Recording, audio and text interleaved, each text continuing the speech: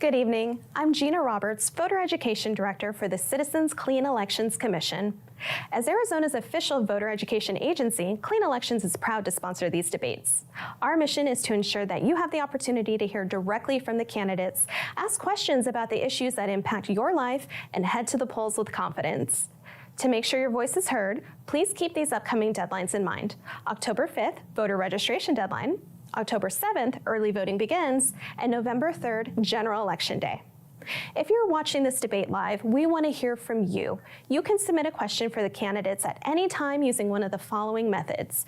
Email debates@kc-a.com, text 480-769-9511, phone 480-937-1253. Thank you for joining us and for staying engaged in our democracy. For more resources to help you prepare for the November 3rd general election, please visit our website at azcleanelections.gov. Enjoy the debate. Good evening, and welcome to the Arizona Citizens Clean Elections debate for Legislative District 13. I'm Nicole Ludden. I'm a reporter with the Arizona Agenda, and I'll be your moderator. Tonight, you'll hear from candidates running for 2 state House seats and 1 state Senate seat representing Legislative District 13. We'll start with candidates for the House first, then take a quick break and talk with the Senate candidates.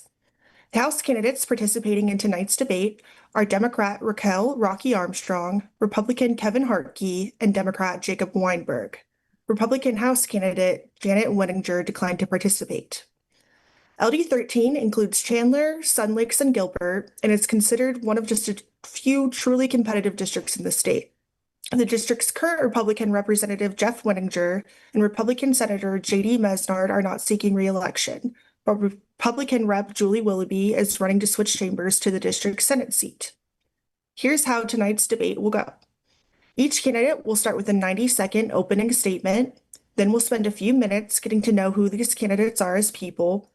We'll dig into the core issues facing this district, then ask each candidate to explain how they would have voted on a proposition that will appear on November's ballot. Time permitting, we'll do a rapid fire round and we'll finish with a 90-second closing statement. Okay, let's get started. Candidates, thank you so much for being here. We'll start with 90-second opening statements. Rocky, you're up first. Tell the voters who you are and why you're running. Thank you so much, Nicole. I'm Rocky Armstrong, and I am the granddaughter of lifelong public servants who instilled in me the value of serving my community, which led me to becoming a teacher to begin my career. I was a teacher and a coach, and through that experience, I saw what was necessary to make sure my students succeeded, which really looked at things beyond the educational institution, which led me to becoming a school administrator and now a current researcher in educational leadership. And Arizona currently sits at the bottom for education, which is why, I decided to run, because I understand what it's like to, collaborate with various institutions to not only serve, students and families, but thinking even bigger in terms of workforce pipelines and local communities. And so that is just a little bit about me. Okay, thank you so much. Kevin, you're up next. Oh, you're muted, Kevin. There we go. Hello, I'm Kevin Hartke. I'm the current mayor of Chandler, Arizona.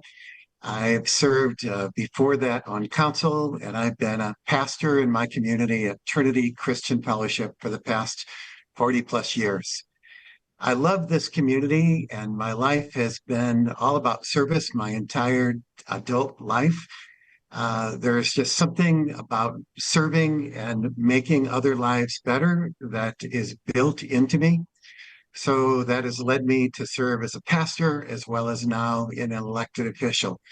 That switch came when a young Oaxacan boy was murdered on the sidewalk of my church, and I decided I need to get outside of the walls of this church.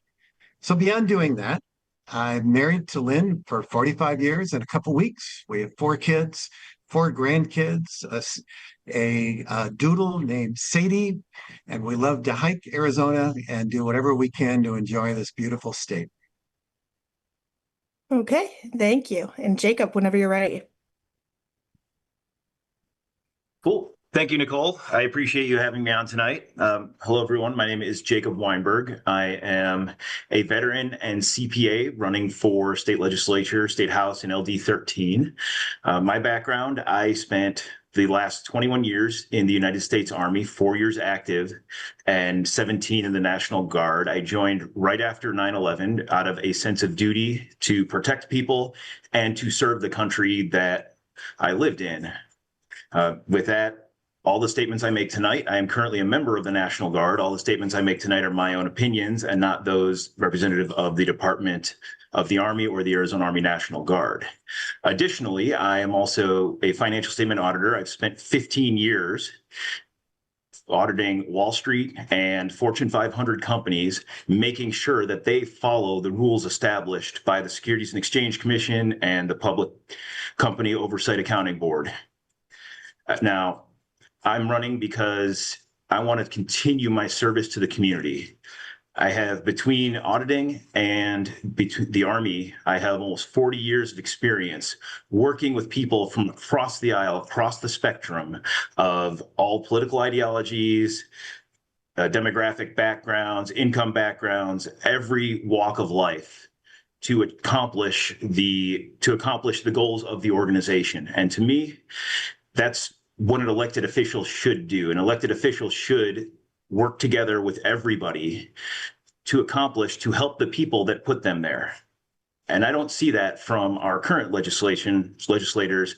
So I decided to step in and run because the people need someone strong to represent them. Okay, thank you so much. We're going to move on to our first round of questions. But first, a quick reminder for viewers.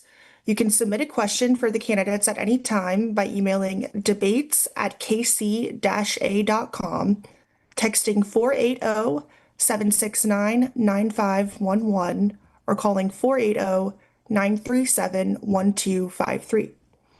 Alrighty, this first segment is about who you are, not your policy positions, but what shaped you, how you think, and who you'd be if elected to office.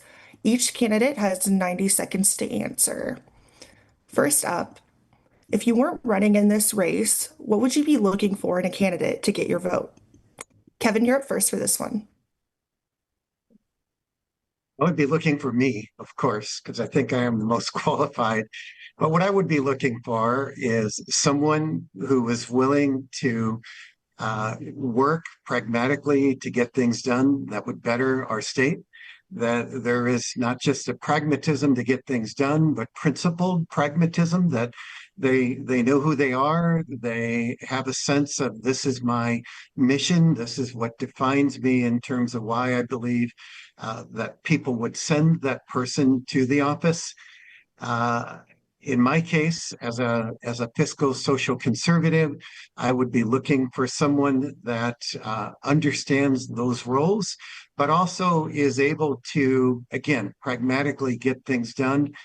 And as mayor and as people that I work with, I really do want to work with people that really focus on moving Arizona forward, regardless of what the issue is. Okay.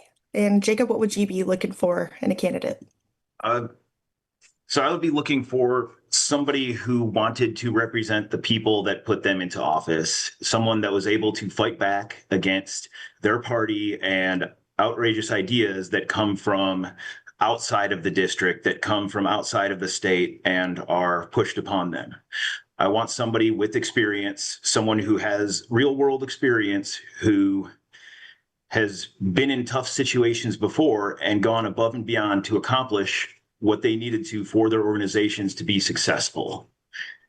They definitely have to build consensus and be able to work across the aisle and work with everybody to solve the problems that face the people they represent. All right. And Rocky.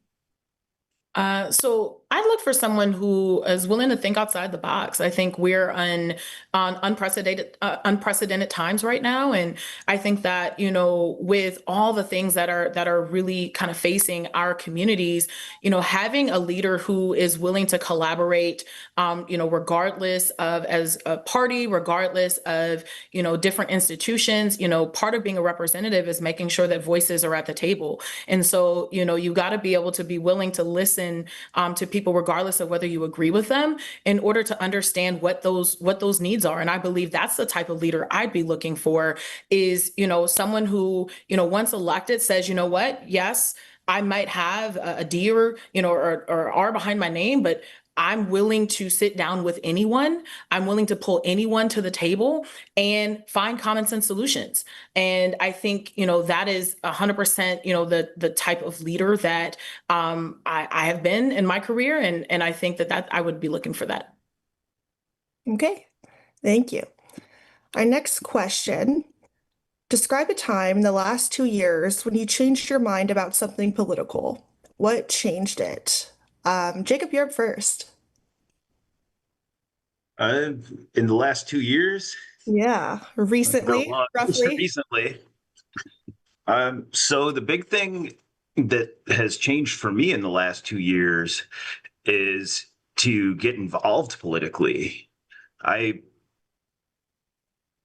If you talked to me 2, 3 years ago, I guess 2 years ago, I didn't have the desire to run. I thought that politics was for people, special people that were,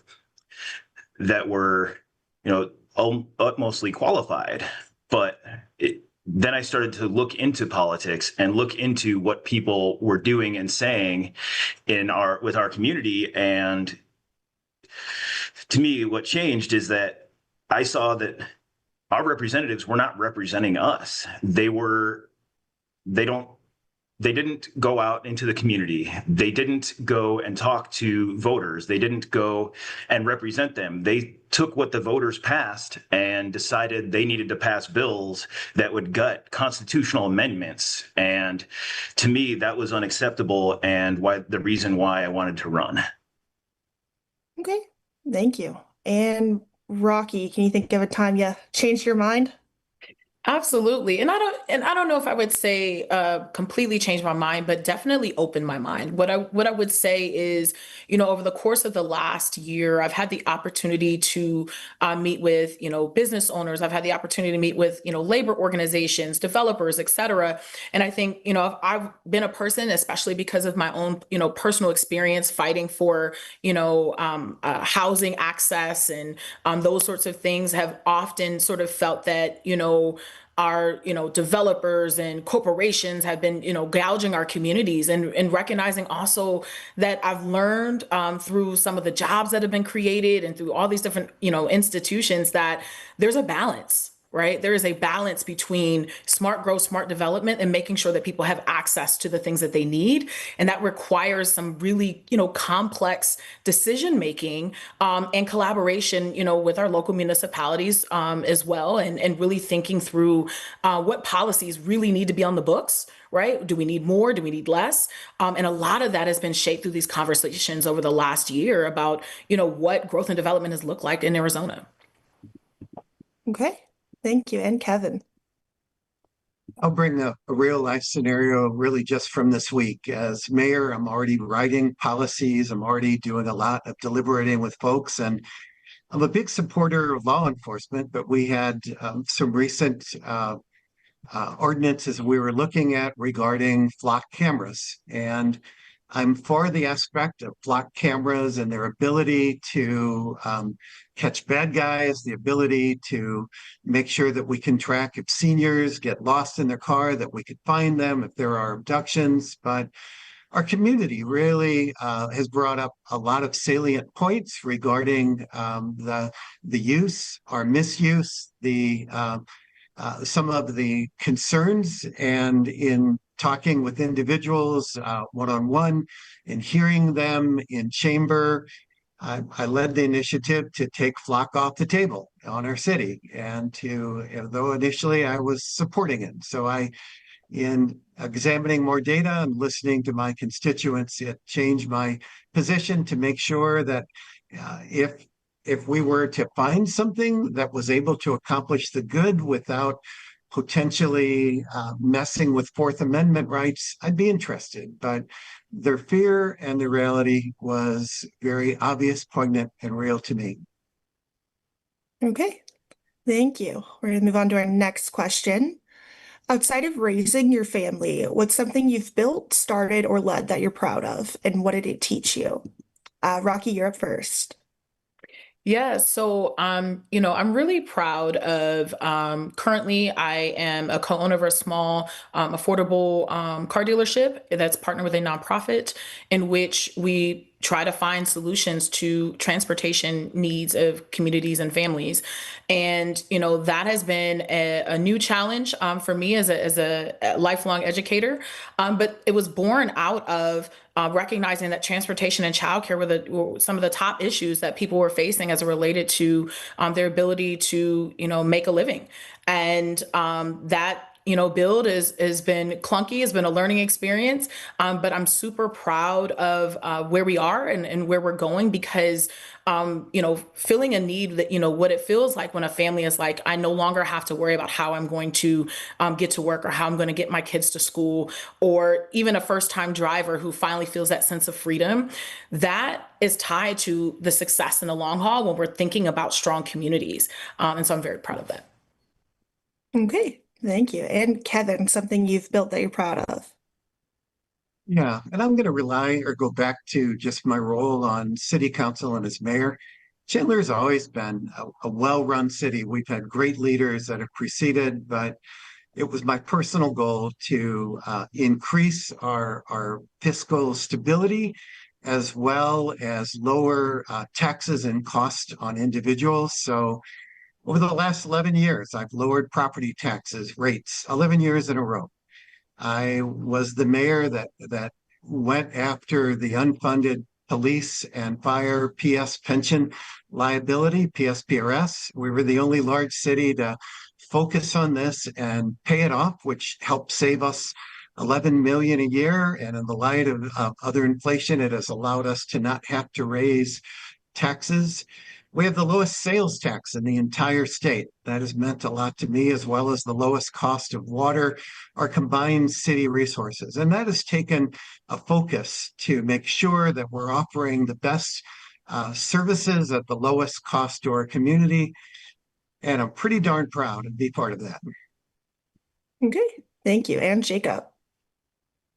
So yeah, I'm proud of my time at working as a senior manager at Deloitte, Gilbert in the 202.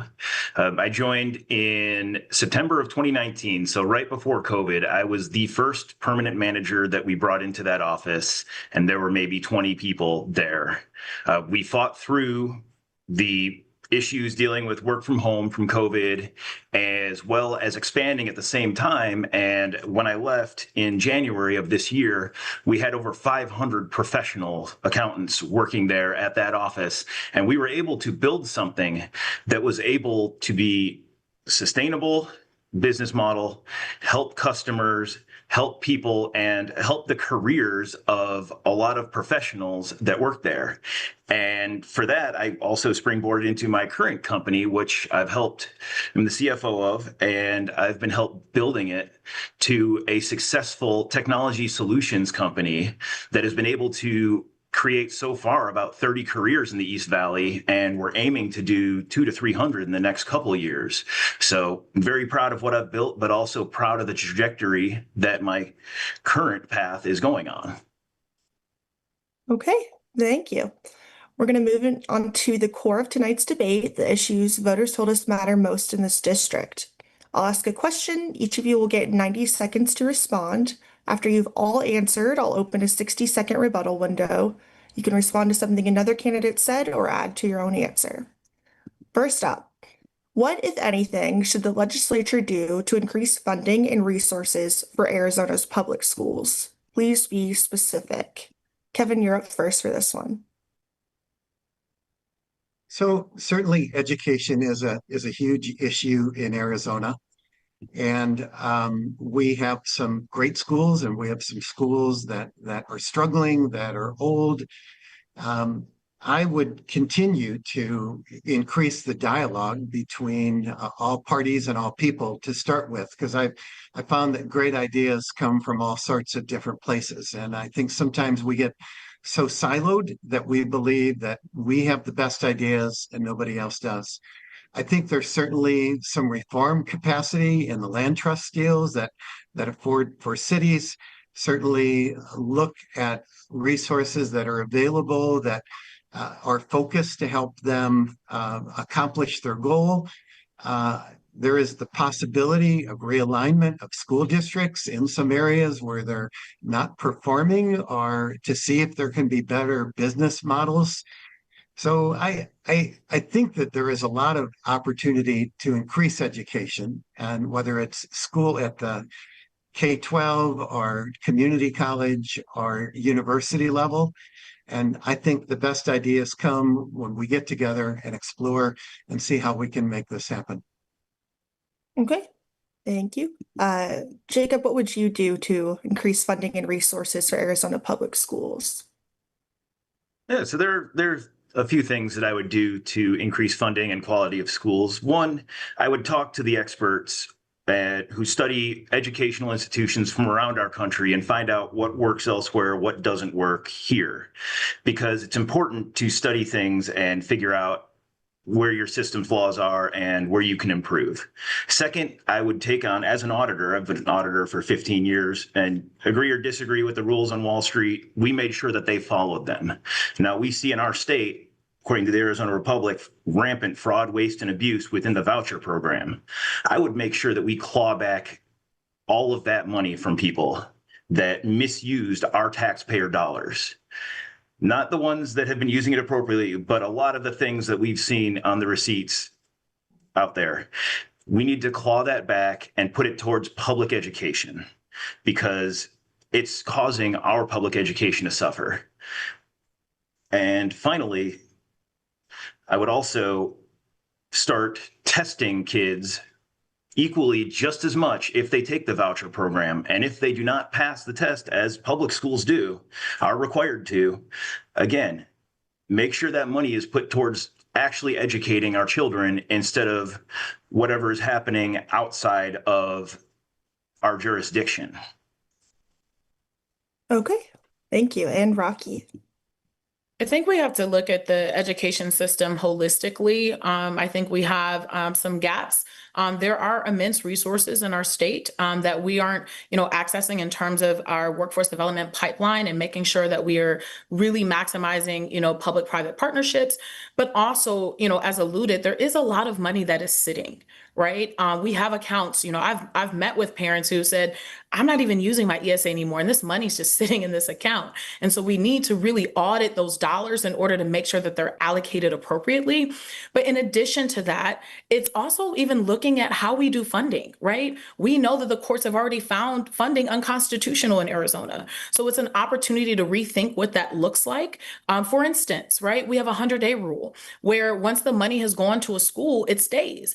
Well, guess what? If that child moves to another school, school districts don't get to say you can't come here. They still have to provide teachers. They still have to provide resources, whether they've received funding or not. So we really need to relook at what those rules and regulations look like when we're talking about school funding, and actually be creative about how we're going to reinvest in public education. Okay, thank you. Would anyone like to respond to another candidate's answer? Okay, well, I would just say, sure, I would just say, as a Republican, I am certainly against routing out fraud no matter where it's at. And I would certainly be looking for legislation to make sure that wherever fraud exists, is that we can claw back dollars, and making sure that those get put to good use. Okay. We'll move on to our next question. Data centers are becoming one of the most contentious development issues in Arizona. Where do you stand on their continued growth, and how should the state balance their economic benefits with opposition from communities that don't want them nearby? Jacob, you're up first for this question. I think that we should, I think that we should listen to communities when they say they don't want a data center right next to them. They don't want it within 100 meters of their backyard so they can't go outside at night without hearing the industrial air conditioners. Now, I think data centers are essential to our future because I love my Google Drive. Everyone loves their iCloud, and advanced automation and processing in the future is necessary. But we should, one, make sure they don't take any of our water, even not purified, non-potable recovered water, because that is a scarce resource in Arizona. That's something that we should hold precious. Second, we need to ensure that they are putting back the power into the grid that they take. Now, my company is designing and building responsible data center in Eastern Europe. We are building it. It is 75 to 80% renewable energy with solar and wind. And by the time we're finished, if we can get the most advanced chips coming out of either TSMC, Intel, or any other great American production facility, we will be about 120% energy efficient, which means we're going to put stuff back into the grid. We would be happy to build here in Arizona without the tax cuts and subsidies and free power and water that they've been getting, that Amazon and all those other companies have been getting. If we were able to build by Palo Verde, the nuclear power plant, where nobody wants to live anyways, and the only request we would have is to bring back the solar credits that were killed by the legislature and Governor Ducey 5 years ago, because that is how we're going to power the future, and that's how we are going to do it right in Arizona. To me, it's the biggest issue is doing it right versus doing what's expedient. And expedient is what we've seen over the last 4 or 5 years, and it's led to data centers in people's backyards and neighborhoods, so much so that they go out and protest it now. Okay, thank you. Rocky, how would you how do you think the state should balance data center growth? Yeah, I think, similarly, it really is about balance. I think, what has already been alluded to is that they're a necessary and critical part of our infrastructure. But a lot is happening in terms of, innovation every day, right? I've met with some, data center architects and engineers who are talking about new innovations around trying to address some of the noise pollution, how to address, water and power usage, how are things that can be creative. And I think the key is there were a lot of decisions that were made before we had information. And so we're learning the outcomes of what, data centers are doing in our communities. It is absolutely critical to hear from community members. And that's also part of the data in terms of how do we move forward, right? What is actually happening? What are we learning? What do we know? So that as we continue to build, that we're doing it smarter.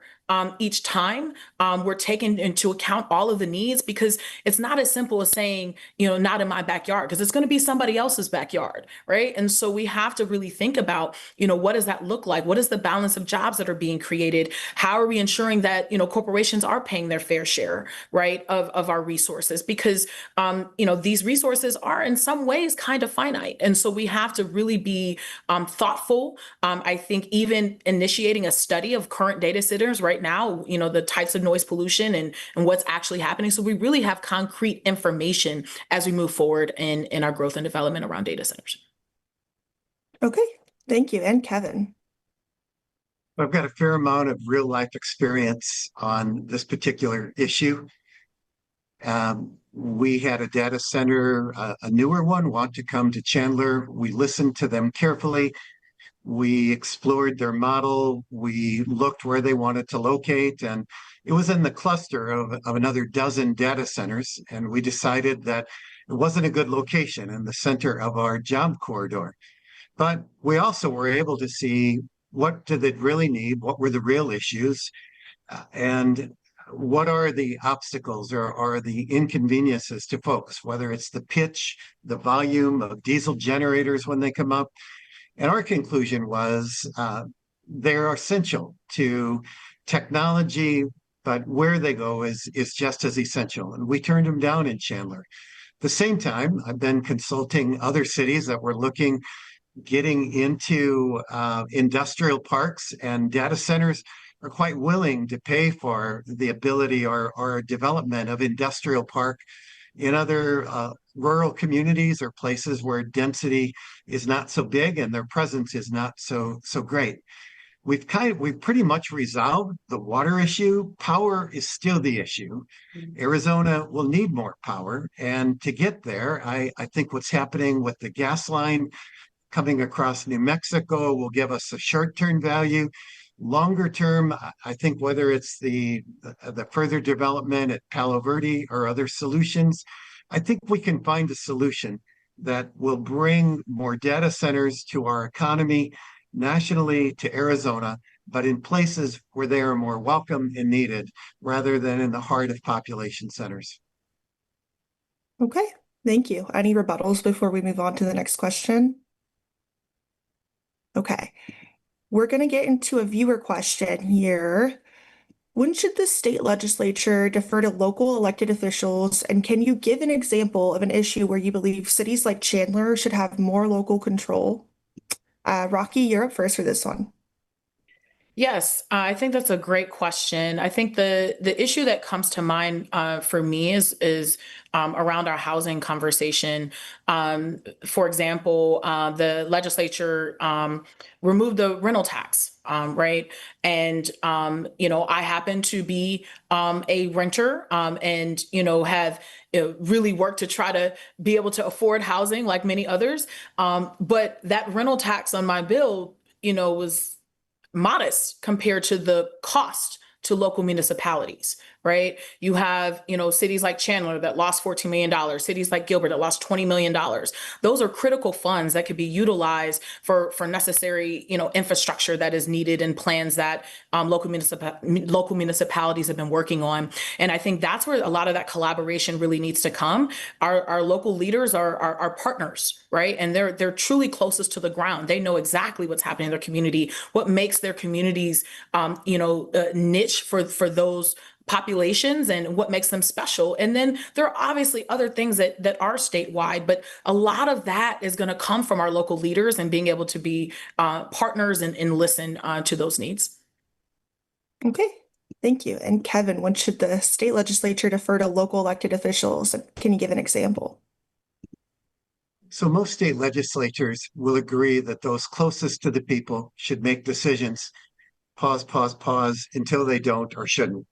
And I have I've testified in favor of bills that were related to local control, whether it is food tax, housing, other preemptive areas. I have come to an agreement, for example, on one of the items that's the initiatives with Biasucci, in which we were able to work, me in the role of president of League of Cities and others, to agree with them that this is a fair balance. So what I ask for is give cities menus and not mandates. Don't treat Phoenix the same as Superior or Tucson the same as Glendale. We're all unique. In Chandler, as Rocky alluded to, we lost $11 million over rental tax. Other cities like Phoenix, that was dedicated towards law enforcement. For us, it was part of our general plan, and I was glad that I was able to save 11 million through paying off PSPRS. They happened about the same time. So I would say work with us. We're on the same team. You need our local view, and we are here to work together to make Arizona better. Okay, thank you. And Jacob.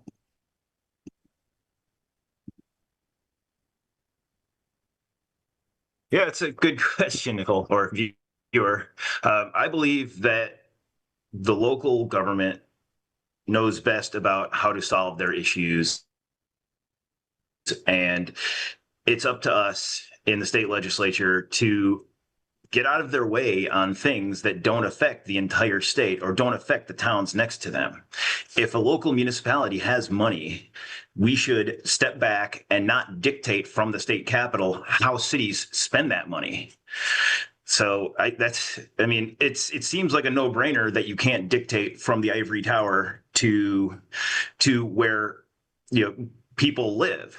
And I might be the only politician ever, not a politician, but that wants to reduce the amount of power I have when I get to the state cap. Local populations use using money they already have when I get to the legislature. Okay, thank you. I think your video is buffering a little bit, Jacob, if you want to. Yeah, looks like it. Sorry. Yep, no worries. Well, let you, does anyone want to add to that first while we're figuring out that tech issue? Any rebuttals? Okay. Let's get to another viewer question. Tell us about one issue where you believe your own party gets it wrong, or where you would be willing to vote against your party if you believed it was in the best interest of LD13. Kevin, you're up first for this one.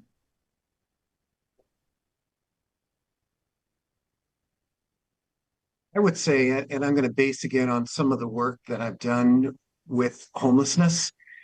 We were able to resolve and put together homeless initiatives that are dime on the dollar, and I think there's what I sometimes struggle with again with the state is one size fits all.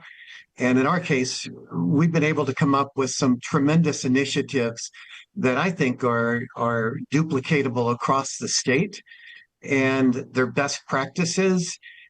So whether it's having to do with homelessness or in Chandler, best practice related to being the guardians of the purse and making sure that fraud is reduced or challenged. I think local communities have a lot to offer the state. And again, I go back to saying we're better together. And if we can keep that mindset of learning and being together on these issues, or at least deferring to those who are experts on them, I think we can carry the state forward, not just in the beautiful community of LD13, but further. Okay, thank you. And Jacob, an issue where you believe your own party gets it wrong, where you would be willing to vote against your party if you believed it was in the best interest of the district. Great. I think it's maybe not solved. I hope it's solved. Anyway, You sound pretty clear to me. like we talked about. Oh, thank you. Thank you, Nicole. We talked about data centers earlier. I've met plenty of people at Democratic events that want to ban them from Arizona. And I don't think that's the right solution, banning something just because we don't understand what the problem is. It requires us to figure out a good solution, something that can add to the community.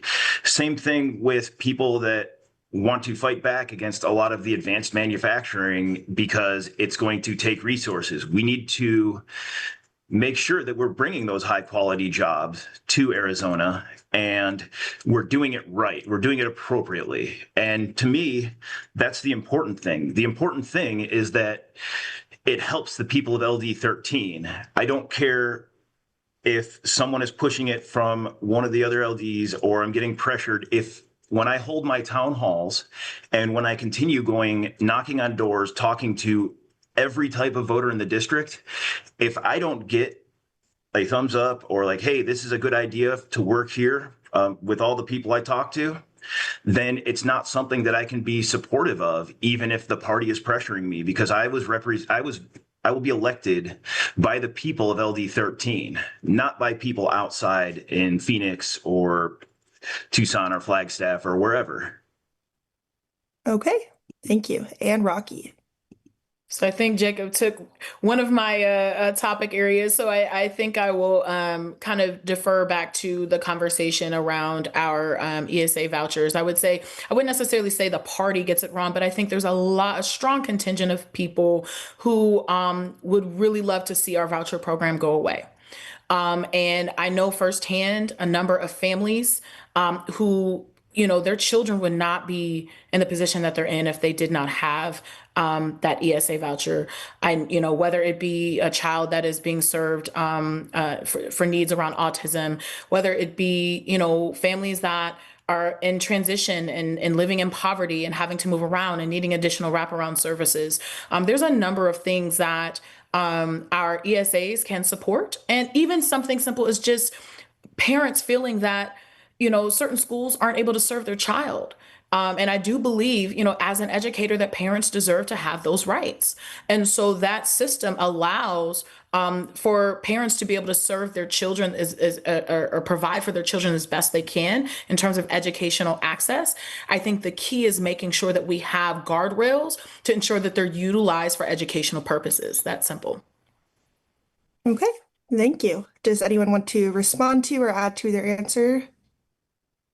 Okay, we'll go ahead and switch gears here. For this next segment, I'll ask each candidate how they would vote on one of the propositions that will be on Arizona's general election ballot. After I give a short summary, you'll each have 1 minute to tell voters how you would vote and why. No rebuttals in this round.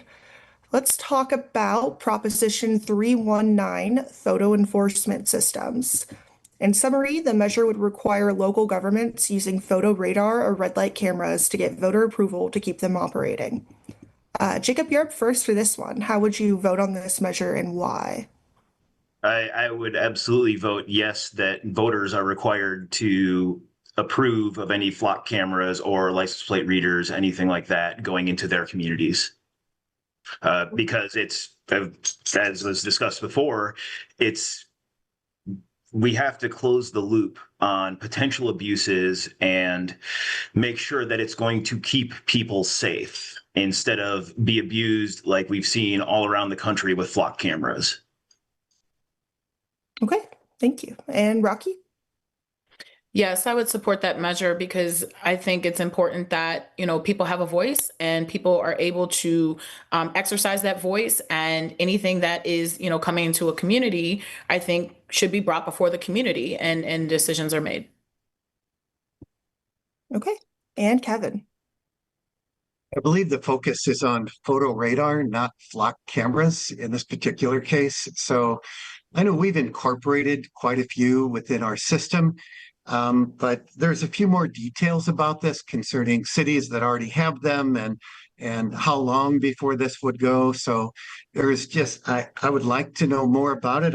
I am all for making sure that we're able to enforce what we're able to do concerning speeders and red light runners. These have been proven to put a dampener effect on people, but at the same time, I want to make sure that the rules are clear. They're awfully hard to enforce these right now.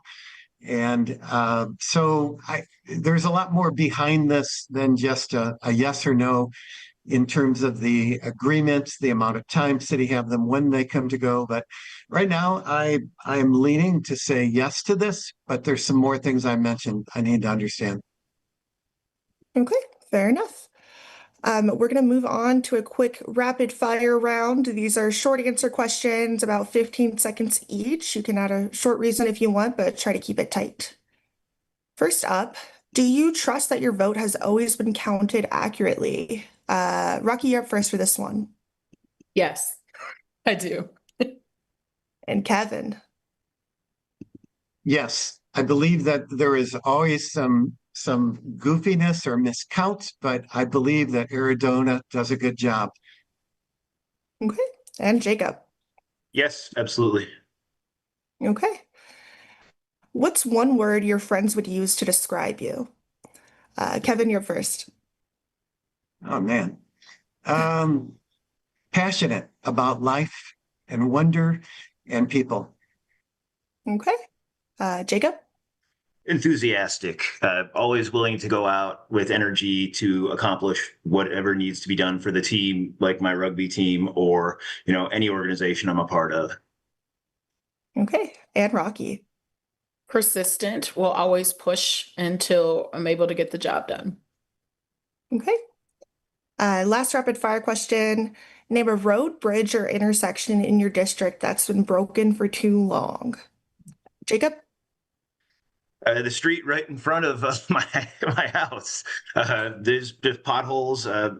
They put in fiber about 8 months ago, and it still hasn't really been fixed. Okay. Rocky?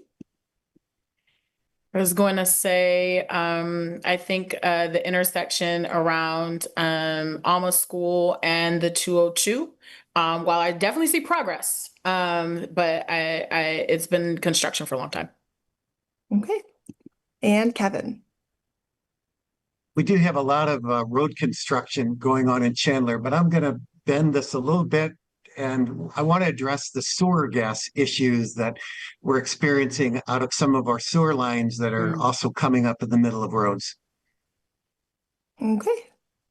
I want to fit in this another viewer question that came in before we get to closing statements here. Police departments across the valley are competing for a limited pool of qualified officers. What should the legislature do to help cities recruit, train, and retain enough officers to keep pace with population growth?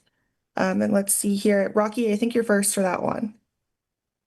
I definitely think, we've seen some, attempts with different cities at trying to be creative in recruiting officers, but a lot of it comes down to sort of a lot of the view right now around law enforcement. And I think we need to show that, law enforcement is critical to our communities.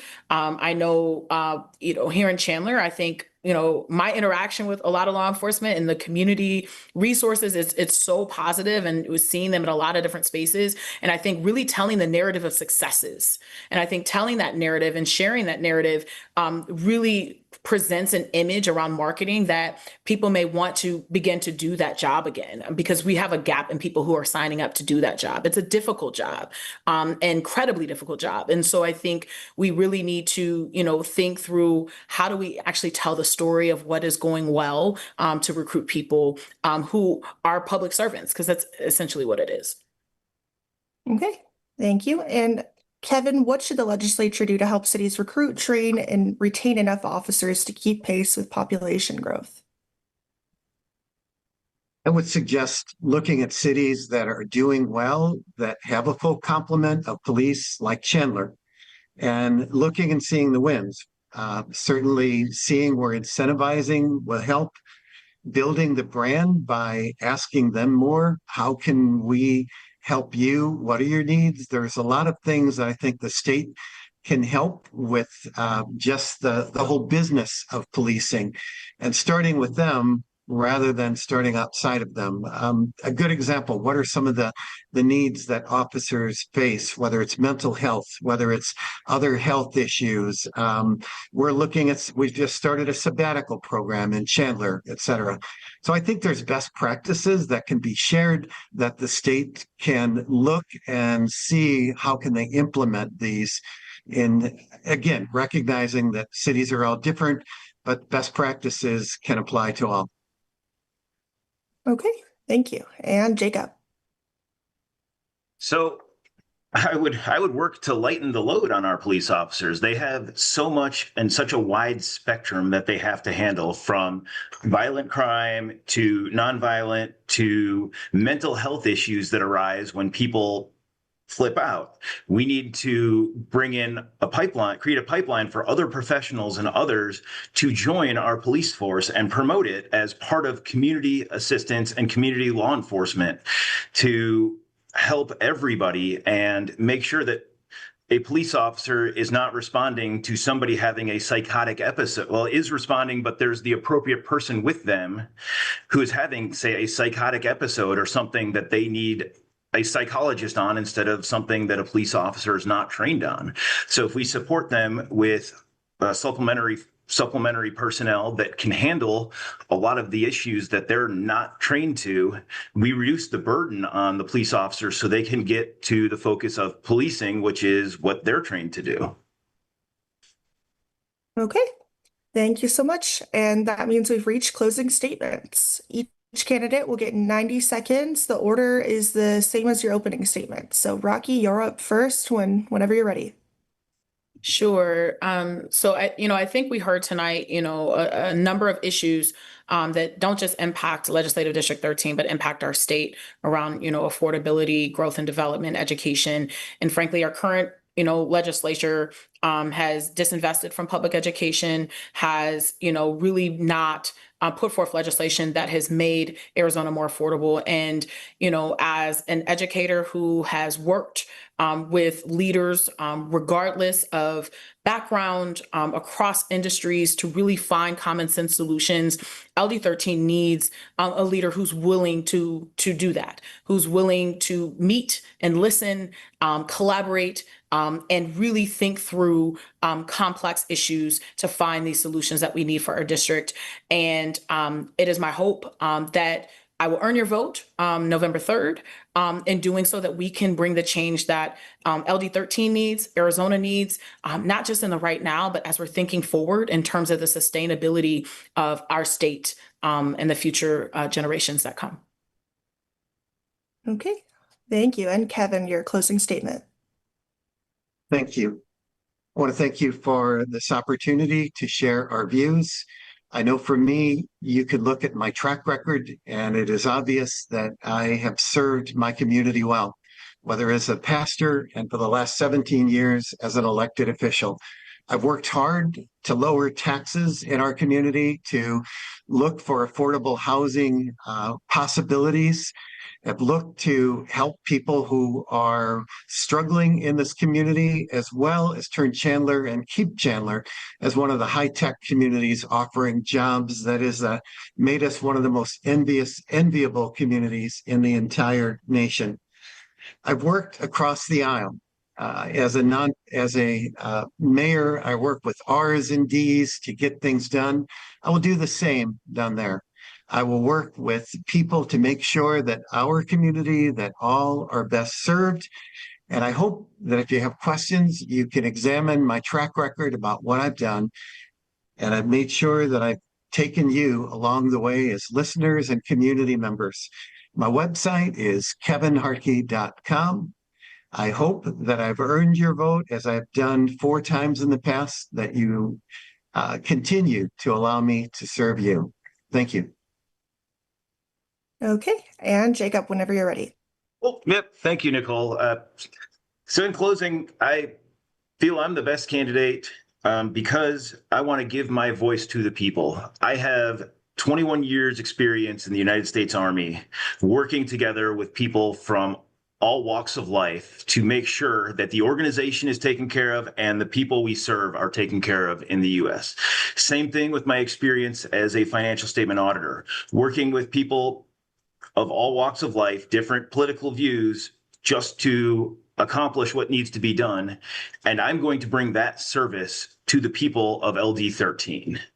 I don't care where a good idea comes from. If it works here, then it will be something that I am supportive of. Red state, blue state, I don't care, because the important thing is to take care of the people who take care of you.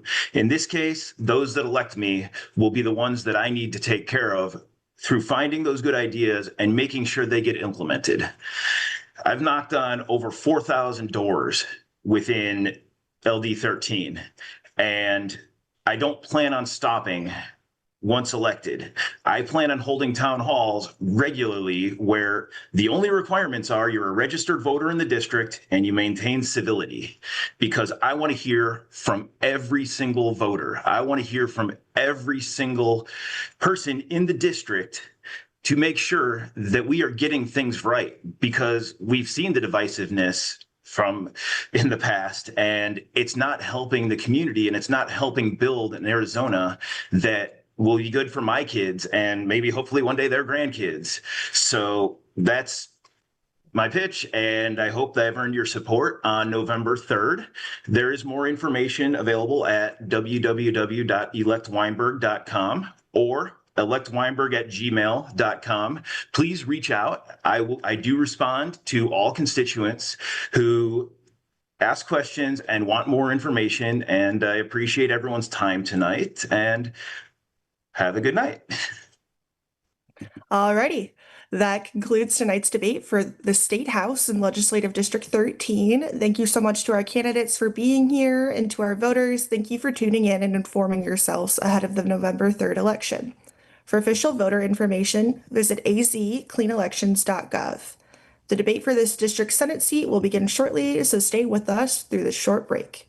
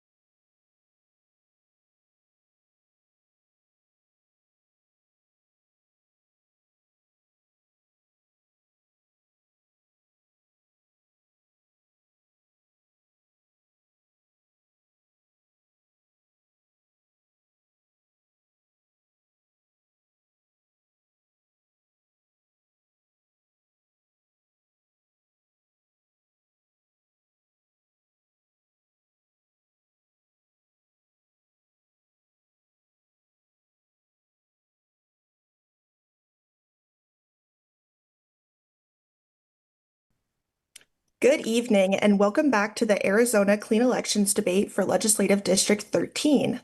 I'm Nicole Ludden, and I'm a reporter with the Arizona Agenda, and I'll be your moderator. Tonight, you'll hear from one Senate candidate competing for Legislative District 13 Senate seat, Democrat Christy O'Brien. The other candidate in this race, Republican Julie Willoughby, declined to attend tonight's debate.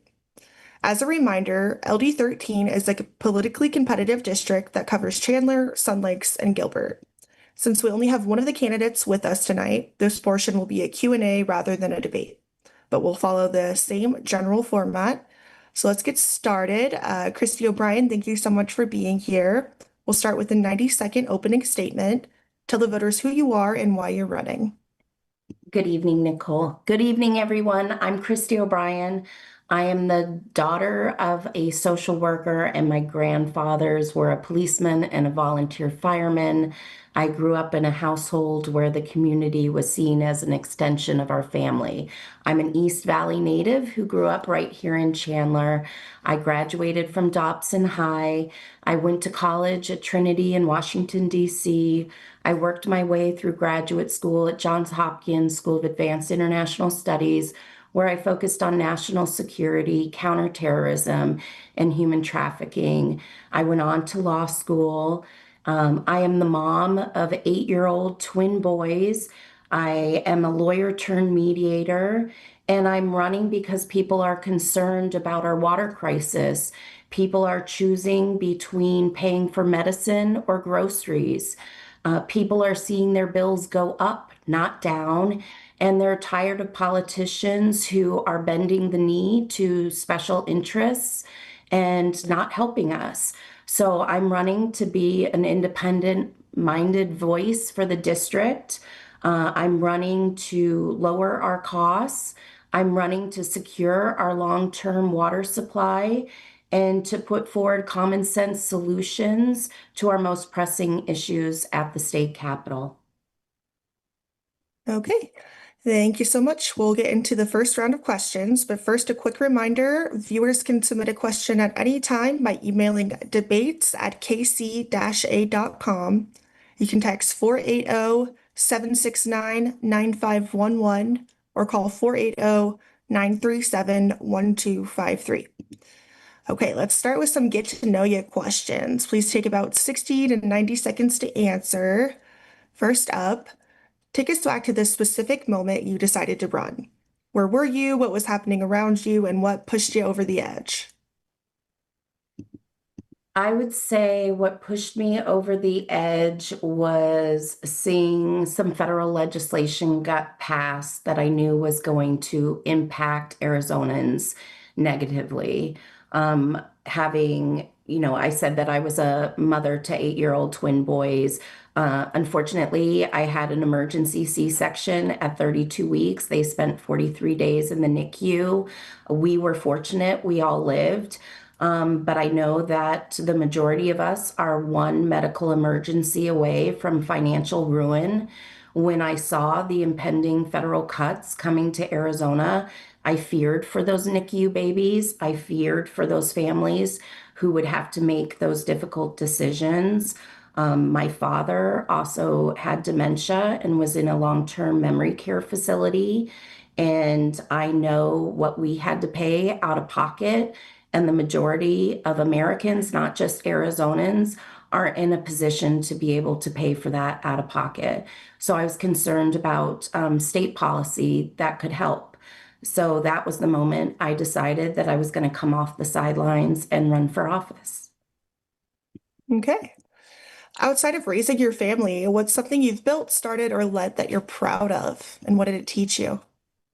So years ago, I worked at the trade association that represents the American music industry, the recording industry, and I ran a licensing program to on their intellectual property. I had to deal with hundreds of companies and subsidiaries.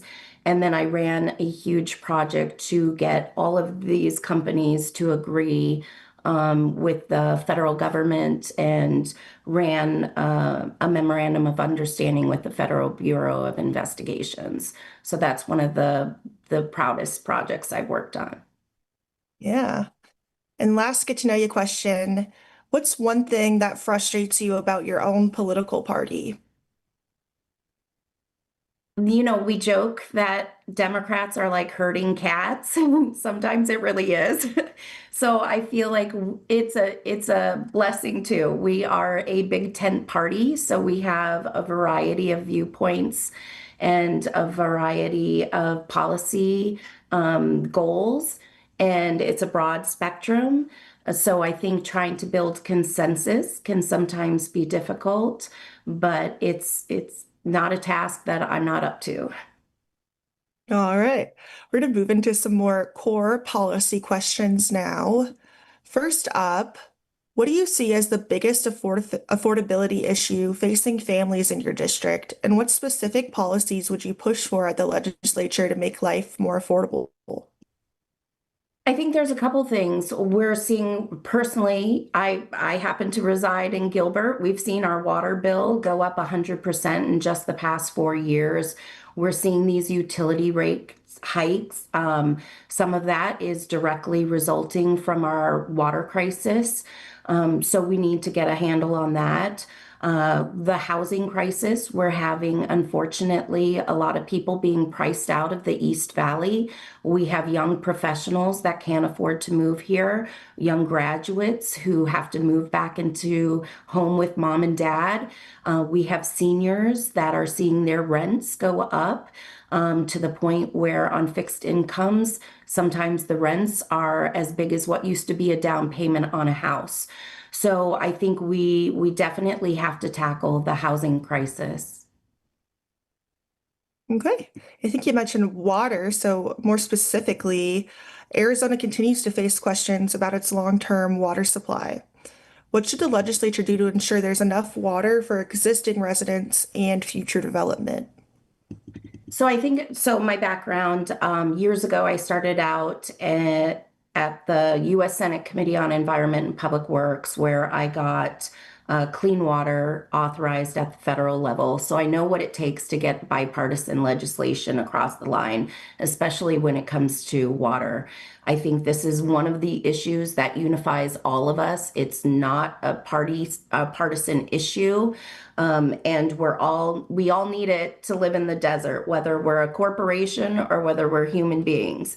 So it's definitely, we cannot kick this can any further down. We're already seeing local towns run out of water. Some towns have done some long-term policy where they have stored their water or have an emergency supplies. Others don't. We used to have what was an amazing piece of legislation, the Groundwater Management Act of 1980, which allowed us to have to prove the 100-year water sourcing for any major builds. And over the decades, we've seen there be so many clawbacks that we're not seeing that. Just this past session, we had legislation that was proposed to actually use outdated water tables and maps. The one thing we do not want is for other people to move into our state, buy a home in a beautiful area, and think that they have long-term water supplies, and they don't. So I believe that we need bipartisan, comprehensive water legislation that deals with not only conservation measures, but expanding our management and also looking at alternative long-term water sourcing. Gotcha. Would you support something like a building moratorium without that 100-year assured water supply? I don't think so because of what we talked about with regards to there being a housing crisis. I don't think a flat out moratorium, but I do want to see people have the water sourcing. I want to see those requirements put back. Show us where that water is coming from and that we have it for that to be approved. And if not, how we'll offset that to make sure that the residents will have water supply. Okay, gotcha. And speaking of housing, Arizona has overridden local zoning rules to encourage more housing development. Should lawmakers go further, or should cities like Chandler decide for themselves where and how much housing gets built? I think it's up to the local communities to decide what they want in their own communities. I don't think the state should usurp that. I was listening in earlier, and I know that that's a major concern to voters. They want to see what's going into our towns. Chandler and Gilbert are almost at build out, so it's becoming more and more important to voters to know what's exactly getting built in their cities and towns. Gotcha. Arizona's Universal School Voucher Program costs hundreds of millions of dollars a year. Should it remain open to every student, and what accountability measures, if any, should apply? Well, Nicole, this is not my first rodeo, even though I've never done rodeo. And unfortunately, years ago, I said if we kept expanding the vouchers, we would get to this point in Arizona's public education crisis. And I mean that as a funding crisis. Right now, the ESA voucher program and the universal vouchers are pulling about $1 billion from our annual budget this year alone. So when we look at the amount of fraud, waste, and abuse that is happening, we absolutely need to have guardrails. I think it's crazy when every penny of every taxpayer dollar should be accounted for, that the party that has had control of the legislature for decades and claims to be fiscally responsible has been so irresponsible with our dollars that should go to our children's education. As a mother, I'm concerned about the future of public education in Arizona. We are ranked last, and there's nowhere else to go, but we have to go up. So I want to make sure that we can allow for school choice. I agree that parents should be the ones who determine what is the best educational environment for their specific child's needs. And I agree with the original intent of the ESA vouchers, but I disagree to the extent it has gotten. It should not be funding trips across the country. It should not be funding lingerie or diamond rings or computers that people are selling. And we have to have a system in place that checks for that fraud, waste, and abuse so we can really know how much of our money we're losing to this program. Gotcha. So, in addition to those additional checks and accountability measures, do you support keeping the ESA program at the universal eligibility standard it's at now? I think that my understanding is that there will be a ballot initiative or a proposition on the ballot for voters to determine whether or not we should. So I'll leave that up to the voters to decide, but I know what I'm hearing at the doors. I know what I'm hearing from parents, and I know what I'm seeing. We're very fortunate in LD13 to have two of the best school districts in the state, and I want to keep them that way. I alluded to my children being preemies, And one of the things that I've learned is that our palate is one of the last things to develop during pregnancy. And so my children have been in speech therapy, and I have seen the paraprofessionals and the speech pathologists go from one-on-one services to having 6 or 7 children at once. So these cuts and these cuts to funding are having a direct effect on long-term successes for our children. Gotcha. And I know data centers are a big part of your district, so I want to squeeze in a question about that. Where do you stand on the continued growth of data centers, and how should the state balance their economic benefits with opposition from communities who don't want them nearby? So here in Chandler, we already have 10. So we have a lot of data centers. And in Gilbert, we're, like I said earlier, we are almost at build out. So there's really only 2 maybe locations that would potentially be a site for a data center. I agree with a lot of the concerns in the community that we don't want them near our residents in the sense of the potential nuisance of the noise, traffic, like all of that. It heats up the surrounding areas. We already have extreme weather temperatures. So, but I'm also proud of the fact that Chandler is the tech corridor of not only Arizona, but the southwestern United States. I want to work together with these tech corporations and move the technology forward. They have the most amazing research and development at their disposal. They can become leaders in making sure that we can compete with China and for the future by making data centers not reliant on water and making sure that we can make sure that they pay their own way with regards to the resources that they need with energy and that it doesn't come back on the ratepayers. Okay, thank you so much. I'm going to switch gears here for this next segment. I'll ask you how you plan to vote on one of the propositions that will be on Arizona's general election ballot. I'll give a short summary, and you'll have 1 minute to tell the voters how you would vote and why. Okay, let's talk about Proposition 318. It would require school sports teams to be designated as boys, girls, or co-ed based on athletes' biological sex at birth. It would also bar athletes from using locker rooms, restrooms, and other private athletic spaces designated for the opposite sex. How do you plan to vote on this proposition and why? So I plan on voting no, and I'm going to say why. I worry about the constitutionality of the proposition in and of itself. As a lawmaker, I think that it is imperative that we don't pass laws that are unconstitutional. That's a waste of taxpayer money when it ends up going to the courts, and it costs millions of dollars to litigate in the courts.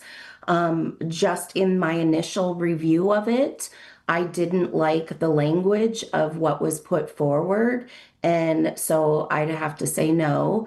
And I also don't understand why this is even really an issue because I'm not seeing it in Arizona. I'm not seeing it in my children's schools. I feel like it's just an issue that's meant to divide us and not unite us. And so I will be voting no. Okay, thank you so much. Let's move on to a round of rapid fire questions. These are short answer questions, aim for 15-second responses. What's one business in the district you'd take an out-of-town visitor to? Ooh. Um, let's see. Well, I love Old Town. I love downtown Gilbert. I love the feel of it. So I've definitely taken out of town visitors down there. It's fun to go strolling, and you can always find a good restaurant down on the strip. And then, of course, being a Chandler native, how could I not bring someone to I love our tumbleweed Christmas tree lighting ceremony. And so that's a big thing that we've taken out of town visitors to. Gotcha. If you had to consolidate it down into one word, what's the single biggest issue facing Arizona right now? Water. Okay. Good answer. I thought that would be difficult to put in one word, but you did that perfectly. And last one, if you could have dinner with any historical figure, who would it be and why? I think Benjamin Franklin. I mean, every time I read something on him, he's a character, and I think he'd be fun to tell some stories and Yeah, hear some stories from. yeah, definitely. All right, that was our last round of questions, and that means we've reached closing statements. Please take about 90 seconds to make your closing case to voters. So thank you for the opportunity to address the voters tonight. I'd be remiss if I didn't state that my opponent didn't join us. That's one of the reasons why I decided to step up is most people haven't really met her or seen her or feel that she represents us. She represents special interests, and I'm ready to be a voice for us. I will show up and I will listen to the community and I will have an open door policy. We have had 3 years to learn her legislative priorities, and they have not been solving the long term water crisis here in Arizona. They have not been lowering our costs. In fact, our utilities have skyrocketed and because of direct votes that she has taken. I am ready to go in there and be an independent minded voice for our district, for each of you, and not bend the knee to special interests. And I think that's what we need as we're facing these very critical issues that need to be solved now. We cannot afford to kick the can down the road any further. So I appreciate the time tonight.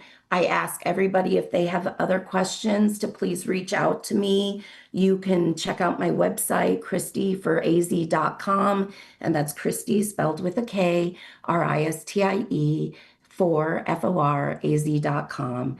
And I look forward to representing the district and taking all of my hardworking passion to the Arizona State Capitol for you. Thank you. Okay, thank you so much.